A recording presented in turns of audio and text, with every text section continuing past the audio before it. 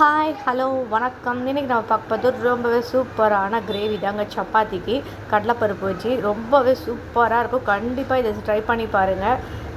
வாங்க எப்படி செய்யுதுன்னு பார்க்கலாம். 1/2 கப் போல் கடலைப்பருப்பு ரொம்ப குழைய வேக வைக்காமல் ஒரு அளவுக்கு வேக வச்சு எடுத்து வச்சுருக்கேன். நசுக்கிற அளவுக்கு மட்டும்தான். இப்போ நம்ம குக்கரில் எண்ணெய் ஊற்றிட்டு பிரிஞ்சி இலை, பட்டை, லவங்கம், கொஞ்சமாக கல்பாசி இதெல்லாம் போட்டு நல்லா பொரிய விட்டுடலாம். பொரிஞ்சதுக்கப்புறமா வெங்காயம் போட்டு நல்லா வதக்கணும். வெங்காயம் வதக்கினதும் இஞ்சி பூண்டு பேஸ்ட்டு ஒரு ஸ்பூன் போல் போட்டு நல்லா அதையும் வதக்கிக்கலாம்.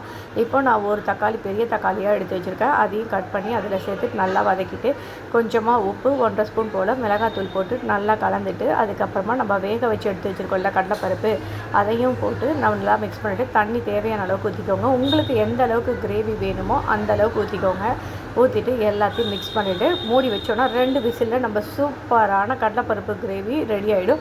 நான் அதை குக்கரில் மூடி வச்சுட்டு சைடில் சப்பாத்தியும் போட்டாச்சு. டக்குன்னு வேலை முடிஞ்சிடும். குக்கரில் போகிறதுனால ரொம்ப ஈஸியாகவும் இருக்கும், சிம்பிளாகவும் இருக்கும், டேஸ்டியாகவும் இருக்கும். இந்த ரெசிபி பாருங்கள், ரெடி ஆகிடுச்சு. சப்பாத்தி சுட்டு முடிக்கிறதுக்குள்ள கிரேவி ரெடி ஆகிடும். நம்ம சாப்பிட்றலாம். சூப்பராக இருக்கும். கண்டிப்பாக செஞ்சு பார்த்துட்டு எப்படி இருக்குன்னு கமெண்ட் பண்ணுங்கள். அதுக்கு முன்னாடி சேனலை சப்ஸ்கிரைப் பண்ணுங்கள், லைக் பண்ணுங்கள், ஷேர் பண்ணுங்கள். Thank you.